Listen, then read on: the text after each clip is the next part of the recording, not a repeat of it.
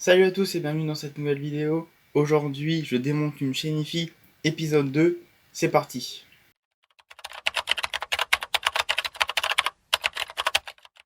Alors aujourd'hui, dans cette vidéo, on va terminer de démonter la chaîne IFI parce qu'elle n'est pas réparable. En fait, ici vous avez le lecteur CD que j'ai amené à des gens qui s'y connaissent un petit peu en électronique, en moteur, etc. Ils ont essayé de regarder les engrenages qu'il y a à l'intérieur. Ils ont regardé 2-3 trucs, ils ont testé les moteurs, et malheureusement, c'est pas réparable. Ils ont essayé d'y toucher, mais ça n'a rien changé. Ça, c'est une des premières raisons pour lesquelles c'est pas réparable. Et la deuxième raison, ici, vous voyez qu'il y a pas mal de condensateurs, qui sont en fait des condensateurs chimiques, et qui ont une durée de vie de 15-20 ans en moyenne. Et cette chaîne IFI, elle a au moins 25 ans. Donc c'est des condensateurs qui sont en fin de vie, ce qui peut jouer sur le fait que la chaîne IFI ne fonctionne plus en général, parce que elle fonctionne, mais il y a certaines fonctions qui vont plus très bien. Et donc le lecteur CD ne va très certainement plus à cause de ça. Donc le but de cette vidéo, ça va être de démonter, de regarder un petit peu. Je vais pas tout démonter, je vais pas tout récupérer parce que déjà la vidéo va être super longue, et de deux, ça sert à rien de récupérer par exemple des condensateurs qui fonctionnent plus. Donc là, cette vidéo, ça va être un peu, on va regarder ce qu'il y a dedans. Je vais démonter, et ce sera un peu l'occasion de regarder ce qu'il y a à l'intérieur d'une chaîne IFI, peut-être même comment fonctionne un lecteur CD.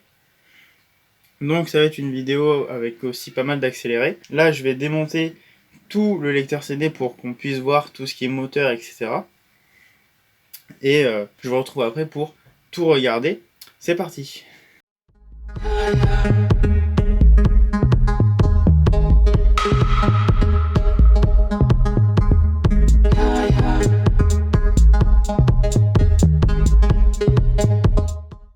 Voilà, donc j'ai enlevé le couvercle.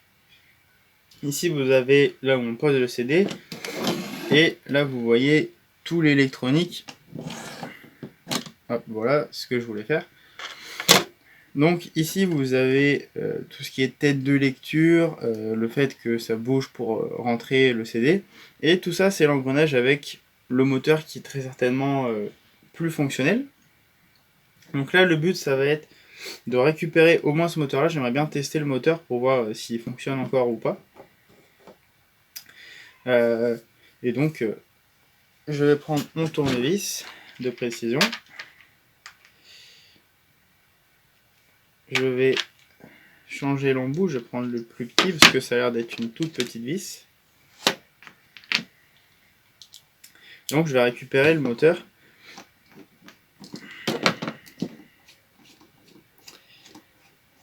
Donc je vais pas tout démonter, hein, comme je le disais.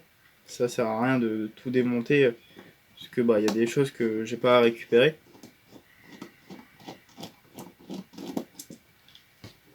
Alors, il faut que j'enlève la courroie parce que sinon ça partira pas. Et donc voici le moteur. Donc c'est pas écrit la tension sur le moteur. Non, c'est pas écrit. Bon, je regarderai. Mais voilà, là on a un premier moteur. Il y en a un deuxième juste ici, qui va être un peu compliqué à enlever. Voilà, donc en fait ça utilise des petits moteurs comme ça, j'espère qu'on voit bien au cadre. Donc c'est des petits moteurs comme ça à courant continu qui doivent pas être très très gros. Je sais pas du tout quelle tension ça utilise par contre, parce que c'est pas écrit. Mais voilà, c'est comme ça que c'est des petits moteurs comme ça. Donc lui c'est pour l'engrenage, pour faire déplacer le porte CD. Et hop, il y a tout qui tombe. C'est à peu près les mêmes ici, il y en a deux. J'avais pas vu qu'il y en avait un ici. C'est à peu près les mêmes pour le déplacement du CD, enfin de la tête de lecture du CD, je pense même. Voilà. Donc on va s'arrêter là pour le lecteur CD. Je vais récupérer les moteurs et tout ce qui peut m'être utile en off. En fait, voilà, je pense que ça sert à rien de tout vous montrer parce que ça risque d'être long. La partie là du lecteur CD avec le mécanisme, je vais voir, mais j'avais trouvé un petit projet qui pouvait être sympa à faire avec un lecteur CD comme ça qui fonctionne encore. Mais voilà, c'était un petit projet, donc je vais essayer de le récupérer. S'il est encore fonctionnel, et ben je m'en servirai et ce sera une prochaine vidéo quand j'aurai trouvé, enfin déjà s'il fonctionne et si j'en trouve un deuxième, parce que je crois qu'il m'en fallait deux. Voilà, on va passer au reste de la chaîne IFI. Je vais pouvoir vous montrer un petit peu ce qu'il y a dedans. Pareil, je vais pas tout démonter parce que ça sert à rien. C'est parti. Donc nous voilà avec la plus grosse partie de la chaîne IFI, c'est vraiment la partie, là c'est la face avant en fait en dessous. Donc là c'est, je pense, la radio qui ne doit plus être trop fonctionnelle vu l'état des bobines. Donc on va mettre ça de côté. Ça c'était l'alimentation. Donc il y a le câble ici, hop. Ça je vais pas la garder parce que ça sert à rien, c'est une grosse alim, j'en ai pas besoin. Et donc voilà la carte électronique principale où tout est branché. Ici c'est le lecteur cassette, donc il y a un moteur qui fait tourner les deux lecteurs cassettes. Donc le moteur, je crois que c'est un moteur de 12 volts il me semble. Alors je regarde, ouais, 12 volts. Donc ça peut être super pratique, donc lui je vais le récupérer. Il y a le même pour le lecteur vinyle, je vais pas vous le montrer mais c'est le même il me semble. Pareil en 12 volts, donc eux deux je vais les récupérer. Tout ce qui est courroie, etc., je pense pouvoir les récupérer, ça peut être cool. Et ici, c'est la carte électronique pour le lecteur CD, donc c'était tous les boutons qu'il y a à l'avant. Et donc ça, je vais la démonter, parce qu'il y a très certainement des trucs intéressants dessus. Par exemple, des boutons. Moi, des boutons, ça m'intéresse. Même s'il faut les dessouder, ça peut être super cool. En tout cas, pour moi ça m'intéresse des boutons. Après, comme je disais pour le lecteur CD, tous les composants type déjà condensateur, résistance, etc., c'est des résistances, enfin, c'est des composants même plus généralement qui sont un peu vieux, donc qui ont eu pas mal de courant à l'intérieur et qui du coup sont peut-être plus très fonctionnels. Peut-être que la résistance a changé, donc je pense que ça sert à rien de récupérer ce genre de composants. Mais les boutons, c'est des trucs qui peuvent être utiles. Donc je vais récupérer hop, la carte. Et voilà ce que je disais. Alors je sais pas si on les verra. Est-ce que ça se démonte? Ça n'a pas l'air de s'enlever. Bon, il faudrait que je les enlève, je les casse. Bref, je sais pas si vous verrez. En fait, ah bah si, regarde, hop. Là, c'est plein de petits boutons. Donc c'est pas exactement les mêmes que moi j'utilise, mais c'est des boutons et ça, je vais les garder. L'écran là a l'air pas mal. Si j'arrive à l'enlever, et ben j'essaierai peut-être de le récupérer. Il a l'air bien soudé, je connais pas du tout ce genre d'écran. Je sais pas du tout si c'est un... Enfin, comment il fonctionne. Je connais pas du tout la référence. Peut-être que c'est écrit en dessous, je verrai. Mais en tout cas, la carte électronique du bouton, enfin du lecteur CD avec tous les boutons, ça c'est plutôt pas mal et donc je pense que je vais la garder. Celle-là, on garde. Il va falloir juste que j'enlève tout ce qui est les fils, etc. Mais ça, je le ferai en off. Une fois que j'aurai fini, parce que c'est compliqué. Ils sont tous attachés ensemble, en fait, comme vous pouvez voir. Voilà. Ensuite, ça, je le garde pas, comme j'ai dit.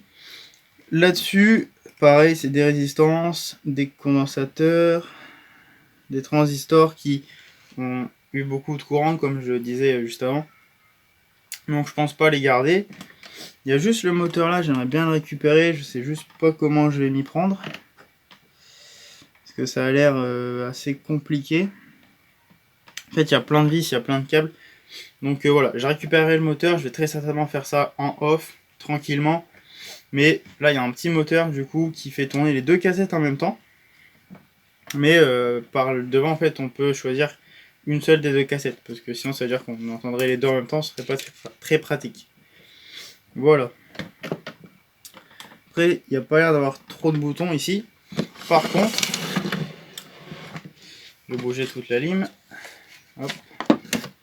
Cette carte électronique là doit être aussi pas mal cool. Tout simplement parce que, en haut, je vais vous montrer. Je Je sais pas si on verra. Je vais la tourner. Hop, je fais tout tomber. Ici, il y a plein de boutons. Donc je me dis que peut-être c'est les mêmes boutons que sur le CD. Donc on va démonter tout ça. Donc là, il y a beaucoup de vis. Donc ça part sur un petit accéléré. On se retrouve juste après.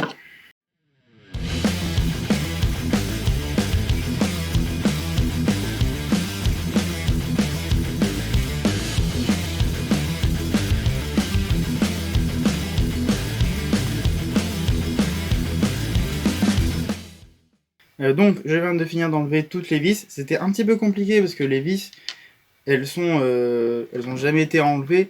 C'est quelque chose qui est vieux, donc la poussière, tout ça, ça s'est incrusté. Donc c'était bloqué en fait pour certaines. Donc c'était pas évident. Alors, j'arrive pas à l'enlever. Voilà. Donc il faut forcer un petit peu. Hein. Wow. Alors, il y a plein de fils, c'est très compliqué. Donc voici la carte électronique du dessus. Alors, il y a pas mal de trucs. Déjà, il y a pas mal de boutons, donc ça c'est cool. Alors, c'est pas exactement les mêmes boutons que moi j'utilise. En fait, c'est les mêmes que sur le CD, je crois. Ça a l'air d'être les mêmes. Donc, c'est beaucoup de boutons. Pareil, des condensateurs qui sont, je pense, en fin de vie. Transistors, résistance. Donc là, c'est des potentiomètres. Donc, qui servaient pour le volume, je crois. Pour savoir si on voulait entendre plus ou moins dans le casque. Ou dans les enceintes. Donc ça, des potentiomètres, ça peut être super cool aussi. Bon, même si c'est des vieux potentiomètres, je pense qu'il y a encore moyen d'en faire quelque chose. Ensuite, l'écran. Alors c'est un vieil écran. Mais peut-être que je peux trouver, parce que là, il y a d'avoir une petite référence. Donc peut-être que ça va être très compliqué.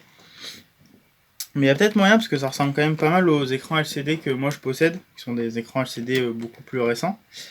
Alors là, c'est... Donc c'est un interrupteur, je dirais. Donc ça, pareil, c'est cool. Après, c'est beaucoup de boutons. Et des petites LED. Donc les LED rouges, je vais très certainement les récupérer. Ça peut être cool aussi, des LED. Donc là, c'est tout le système de boutons, en fait, qui vient se mettre ici. Je trouve très intéressant, en fait, de démonter ce genre de choses. Parce qu'on regarde, enfin, on peut voir un petit peu comment ça fonctionne à l'intérieur. C'est un peu le but de cette vidéo, du coup, vu qu'on la répare pas, c'est un peu de voir comment ça fonctionne à l'intérieur. Donc là, il y a les potentiomètres m'intéressent, les boutons aussi, après tout ce qui est condensateur, etc. Bah, j'ai expliqué pourquoi je les garde pas. Les LED aussi, même si c'est toutes petites, ça peut être bien pour, on va dire, juste un signal d'alimentation ou quelque chose comme ça. Pas obligé d'avoir une grosse LED. Et l'écran, j'ai bien envie de le garder. Même si je suis pas sûr qu'il fonctionne encore beaucoup. Mais voilà, moi j'aime bien, je trouve ça très intéressant de voir aussi comment ça fonctionne, c'est ça qui est cool. Donc voilà, du coup les potentiomètres je vais les garder. Ça a l'air vachement cool. Je suis très content, très content.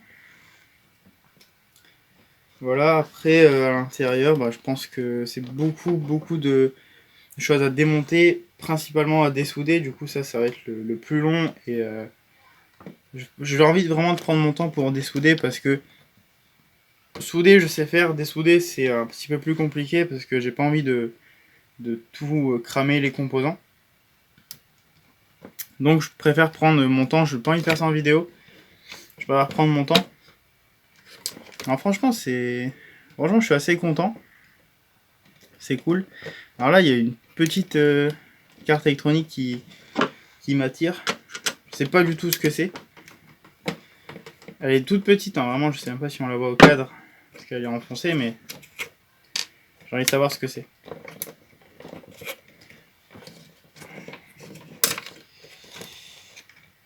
Ah, c'est le... Eh ben, c'est un récepteur infrarouge, il me semble. Je pense qu'il était en fait devant. Ouais, c'est un récepteur infrarouge, c'est ça. Ah bah, vous voyez, c'est ça qui est bien quand on est curieux, c'est qu'on découvre des trucs. Ah, c'est pas mal. Bon, je pense pas que je vais le récupérer parce que ça a pas l'air très pratique. Quoique. Peut-être voir. Je verrai. Après, voilà, c'est un peu ça ce projet, c'est de voir ce que je vais récupérer. Je sais même pas ce que je vais récupérer. À part les moteurs, où ça, je vais absolument les récupérer parce que ça, c'est super cool, des moteurs. Donc voilà, on va voir. Je pense que j'ai terminé pour cette partie-là. C'était vraiment super cool. Je vais passer à la partie du lecteur vinyle pour voir si je peux démonter le moteur pour vous le montrer. Et si c'est le cas, et ben c'est parti. Donc nous voici avec le moteur, enfin avec le lecteur vinyle qui est juste ici. Et donc j'ai bien envie de démonter le moteur, mais je sais pas comment. Je pense que c'est au-dessus. Donc je pense qu'il faut que j'arrive à démonter ça. Alors je sais pas du tout comment je vais m'y prendre.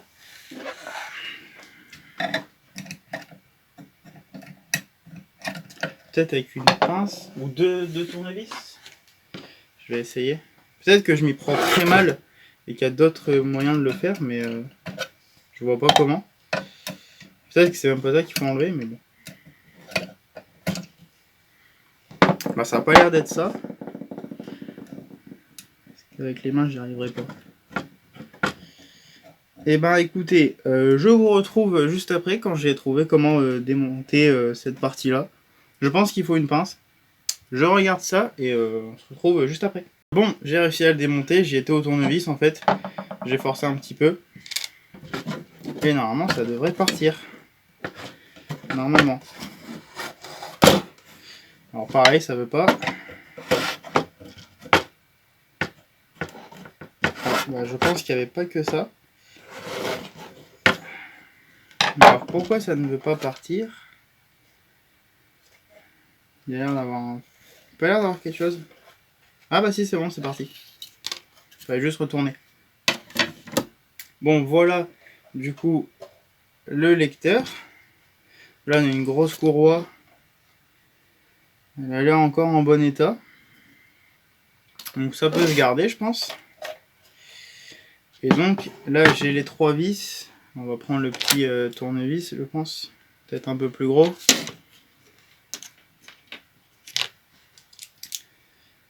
Ouais, parfait. Alors comme pour les vis dans la carte électronique, en fait, c'est très compliqué parce que c'est des vis qui sont vieilles, qui ont, malgré le fait que ce soit fermé, ben il y a de la poussière. Du coup, c'est des vis qui sont un peu bloquées à certains endroits. Sur la carte électronique, je sais pas trop si ça se verra à l'accéléré, mais il y a vraiment des vis où j'ai eu du mal parce que c'était coincé en fait.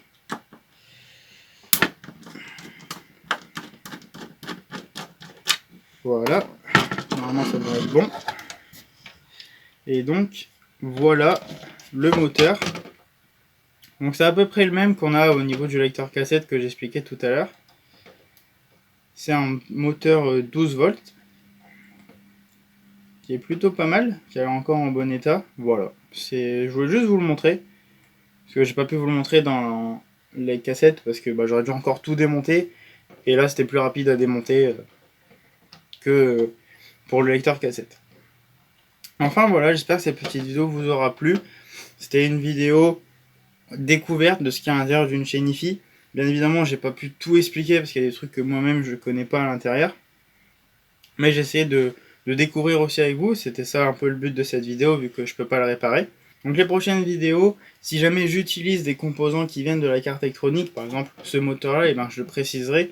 Voilà pour vous dire, parce qu'il y a peut-être des trucs que j'ai pas démontés et que en démontant je vais découvrir et je vais dire ah bah ça c'est super cool, je vais le garder. Et donc bah je vous le dirai.